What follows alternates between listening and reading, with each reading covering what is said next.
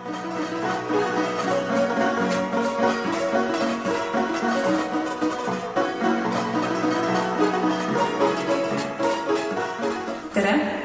Täna on sõbrapäev ja me oleme Tartu Mänguasja muuseumis. Näiteks mänguasjad on alati olnud laste headeks sõpradeks.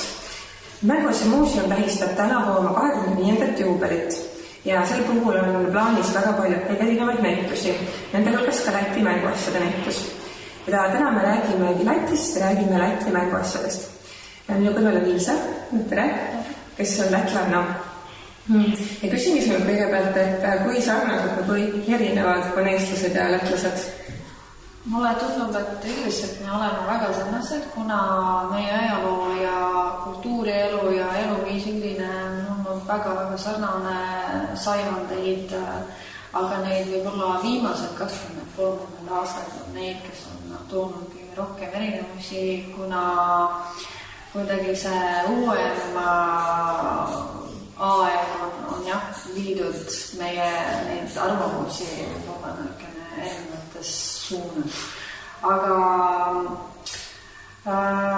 tundub mulle, et kõige erinev on see piduelu või kui me peame midagi tähistama, siis mulle tundub, et lätlased armastavad selliseid suured peod ja korraldada asju, nagu just oli Läti 100 suur sündmusaasta ja tõeliselt väga palju üritusi oli ja mulle tundus, et palju rohkem oli tunda kui Eestis seda suurt tähistamist. Aga kui sa elad oma tavalist igapäevaelu, siis mulle tundub, et lihtsam on ikka elada Eestis, kuna inimesed on rahulikumad ja kuidagi see tegevus käib nii, et alguses mõtled ja siis teed, aga lätlastel vahepeal on see hoog nii suur, et teevad rohkem, kui mõtlevad seda peale, mida nad teevad ja miks, ja siis ka mitte kõik nagu on hea õpuga võib-olla see tegu, aga üldiselt jah, see kõige suurem erinevus, mida mina tunnen, on, et lätlastele meeldib rohkem tähistada pidu ja siis eestlased võib-olla sellised, Eesti on üldse selline, kus on lihtsam elada niisama olla. Kui sa nüüd mõtled mänguasjadest, et siis mis tunnetega sa seda näitust siin vaatad? Tunned on sellised, et on väga suur osa mänguasju, mida ma kunagi elus ei ole näinud, sest neid varasema aega mänguasjad ma Lätis ei ole kuskile kohtanud, kuna minu vanaema näiteks ei olnud mänguasju, mina ei mäleta vähemalt minu ema mänguasjad ka mitte keegi, mitte kunagi mulle ei ole näidanud. Ja ma sain aru, et neil oli nii vähe raha, et nad ei ostnud poest mitte midagi, nad valmistasid ise ja siis see esimene ja olulisem mänguasi oli ikka ise tehtud. Nii nukud kui ka mingid karud ja mingid paberinukud kindlasti ka, selliseid asju, mis oli lihtsam valmistada. Aga minu omad on siin ka, kuna juba need mänguasjad, mis on tehtud Straume poolt 80-ndatel, 90-ndatel aastatel, see on juba väga tuttav ja see oli igal pool minu sugulastel ja mul endal ja meie majalastele, kuna ma elasin korterimajas ja neid paberinukud siin on täpselt minu nukud ka, täpselt selline nägu oli ka minu nukul ja tore asi oli see, et sa said ju veel juurde valmistada oma riideid ka pabernukul, et jah, need hiljem aega, nõukogude aega hiljemad mänguasjad, need on minu omad ja nendega ma olen väga tuttav. Hästi, aga vaatamegi siis lähemalt seda näitust.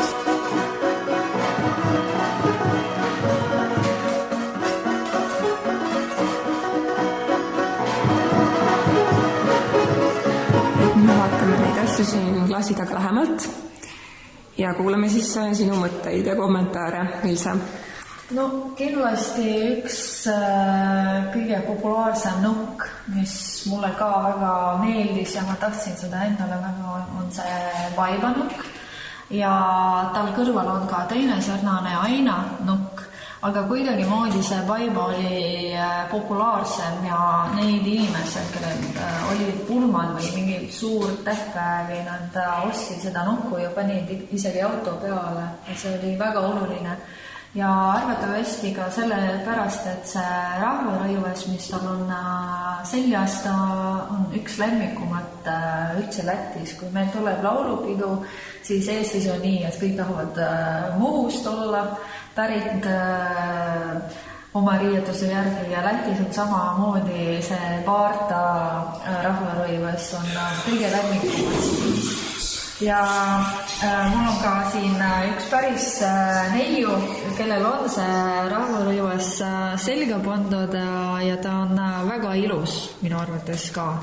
Ja kahjuks mul sellist nukku ei olnud, kui ma olin laps, aga üldiselt oli nii, et paljudele, isegi kellel oli see nukk, nad ei tohtinud sellega mängida. Ta oli nii oluline, et ta lihtsalt istus kuskil klaasi taga ja keegi ei tohtinud temaga mängida või puutuda üldse. Siis meil on kindlasti ka Eestis ja Lätis ka oli igas majas neid kummi mänguasjad, loomad, mis minu arvates oli mõttetuid. Mina lapsena üldse ei saanud aru, miks sellist asja on keegi välja mõeldud, sest ta ei ole ju nünnu selles mõttes, et ei tahaks teda puudutada eriti või ja nii inimesed lihtsalt hakkasid neid panna kokku nagu kollektsioonidena või et mängida ei tahtnud ja siis nad lihtsalt seisid niisama või siis vahepeal pandi auto osana. Näiteks ma olen näinud, et see haagi konksu peal on mingid hiired või teised loomad. Ja samamoodi mul oli väga palju erinevaid lauamängud, aga neid lauamängud ei ole siin, need, mis mul oli, aga näiteks see Reisundel maailma oli üks neist, siis tsirkus kindlasti, aga mul oli veel ka teised ja samamoodi meeldis mulle väga igasuguseid muusikapillid. Siin on klaver ja see ksilofon või metalofon. Selline mul oli ka, klaver mul oli ka. Ja proovisin küll midagi mängida, aga muusikakoolis ei läinud, nii et talent on ikka mängib rohkem kui see pidi. Ja üks selline teine unistus, mis mul oli see suur auto, kus sa said sisse istuda ja ise sõita ringi, nagu see olid sellised pedalid ja oli võimalik nagu sõita kuskil, aga kahjuks see oli ka nii kallis, et meil oli üks selline auto terve küla peal ja üks poiss sai ja siis need, kes olid temaga head sõbrad, need said ka sõita. Mina kahjuks ei olnud üks neist.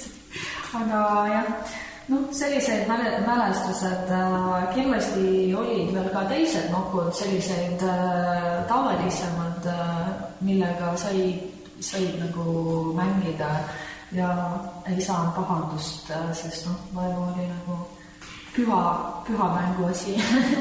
Kas Baiba, kas see on ainult nuku nimi või see on ikkagi naise nimi? See on naise nimi ja arvatavasti ta on pandud nuku nimeks sellepärast, et umbes samal ajal, kui see Baiba tekkis, Lätis oli üks väga kuulus film, Puut veini ja seal mängis pea osa oli Baibale ja see Baiba oli kuidagi väga selline rahvuslik, väga Läti selline sümbol ja peale seda filmi hakati kutsuma ka palju naisi Baibaks, aga see on juba vanem kui see film, see nimi, aga lihtsalt peale filmi ta läks väga populaarseks nimeks. Aga ma tean, et välismaalastele see tekib palju segadust, nad ei jõua mäletada seda Baiba ja siis sa pead ütlema bye-bye ja siis on mingi seos tekkinud ja siis saavad aru, millest jutt käib. Aga jah. Nii, siitpoolt ka midagi? Jah, neid siin alguses on peaaegu kõik sellised vanemad mänguasjad, mis on nagu 80. sajandi algusest, millest ma ei oska eriti palju rääkida, sest nagu ma ütlesin, minu vanaemast mitte midagi ei ole säilinud näiteks. Aga siin on ka kaks puslet ja nad on juba uuematest ajast, see on 90. aastatest Läti pusle. See esimene ärkamisaeg jälle peale nõukogude ajast aga mina ei mäleta sellist mängu, aga selline kaart küll oli kus kõik meie neid linnad olid peal ja mulle väga meeldis, nad oli väga värviline ja väga selline kirjas ja see oli väga tore.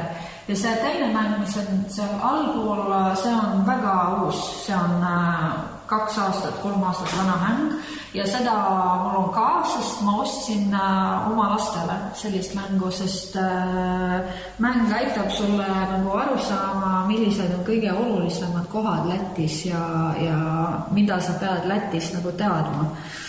Ja kuna minu lapsed ikka siin Tartus ja on pool eestlased, pool lätlased, siis mulle tundub, et minu missioon on ikka rääkida palju ka Läti asjadest ja näidata ja tutvustada. Kas nad läti keelt ka räägivad? No üks rohkem, teine vähem, aga üldiselt jah, mina ei lase neid mitte rääkida selles mõttes, et meil on selline korraldus, et Läti keeleagentuur teeb selline pilootprojekti, kus lätlased tervest maailmast saavad kokku Skype'i teel ja õpivad koos õpetajaga ja üks selline eriprogramm on tehtud, et nad kohtuvad ja räägivad läti keeles ja teevad ülesandeid ja nagu päris kool. Ja mul on väga hea meel, et nad on korraga nagu 2-3 keelt, kuna me kodus abikaasaga räägime inglise keeles, nii et keelesupp. Hästi, aitäh sulle!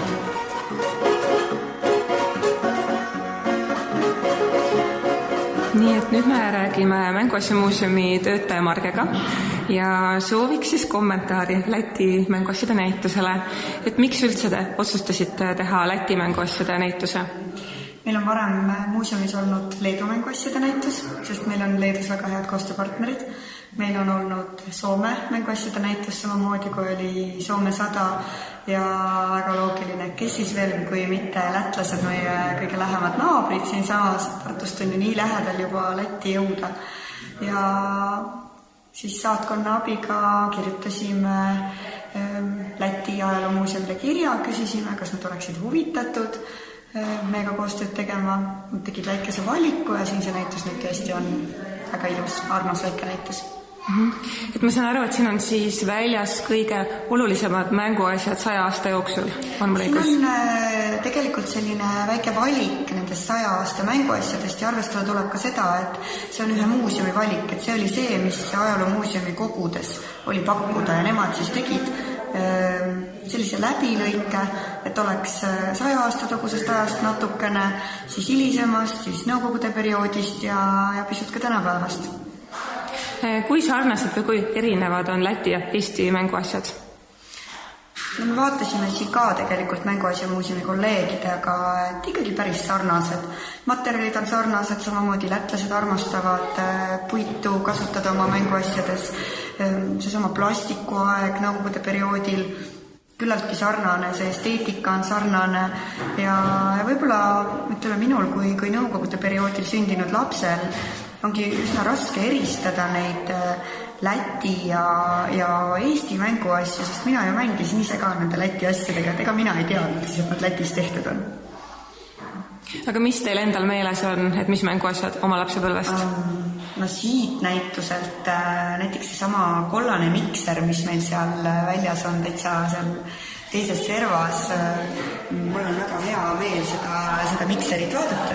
See on see selline ühe mikseri labaga ja see oligi minu lapsepõlve mikser. Täpselt seesama, mis meil siin väljas on, et siis kui minu vanaema tegi kas pannkoogi või mingisugust muud tainest ja ise kloppis hoolega, siis mina võisin oma selle väikese mikseriga, mille sisse käisid patareid, ka natukene mune siis vahule suristada. Mulle väga meeldis. Siis muidugi mulle meenuvad need kassid, mis on siis sellise plastmasskorvi sees 2 väikest kassi, nende all on sellised õhemast plastmassist mitte nagu vedru, aga nagu lõõtsad ja siis kui seda kassi vajutad, siis see kass teeb häält, natukene piuksub. Need olid mul päris väikese lapsena ja need mulle ka kangesti meeldisid. Ma mäletan ka neid, ma ei teadnud, et need on Läti. Jaa, just nimelt, et ega sa ju lapsena ei oska sinna alla vaadata, et sinna on nüüd Strome kirjutatud. Siis mis oli kindlasti hästi populaarne 80ndate Eestis oli kummiloomade ja sellise plastisoolist loomade kogumine. Ja minul oli ka oma kummiloomade kogu ja siin ma ka näitusel näen kohe, et üks selline sarnane loom on. Siin on üks plastisoolist hiir, juurde on kirjutatud, et valmistatud Lätis Tobele kummiasjade tehases 80. aastal ja selliseid asju väga palju koguti 80ndatel ja veel 90ndatel ka, et see oli selline populaarne teema.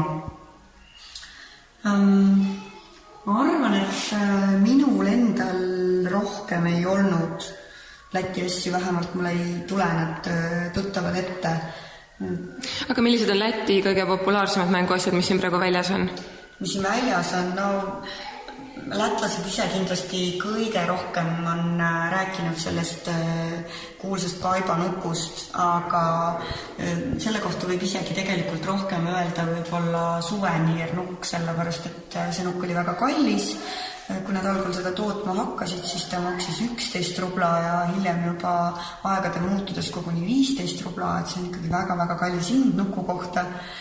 Ja see oli tõesti selline nukk, mida pigem hoiti riiulis või kui pulmad olid, pandi pulmaautole või kui pidu oli, pandi seal piduliku autole tammepärja keskel, et see ei olnud tavapäraselt mängimise nukk. Nüüd see on kindlasti populaarne. Aga väga popid olid igasugused elektromehaanilised mänguasjad, nagu meil on siin ka väljas näiteks need kokad ja arstid ja juba see enne mainitud mikser, et seesama Straume tehas tegi kõik võimalikke asju, mille sisse sai panna patarei ja mis siis panid selle mänguasja liikuma. Ja siin on veel tegelikult ka üks suur auto, mis on samuti elektromehaaniline. Nende mänguasjade sisse siis tavaliselt käisid kas sellised jämedad ümmargused patareid või siis, kui keegi mäletab, olid sellised suured lapikud patareid. Nendega siis sai neid asju liigutada. Hästi, aitäh!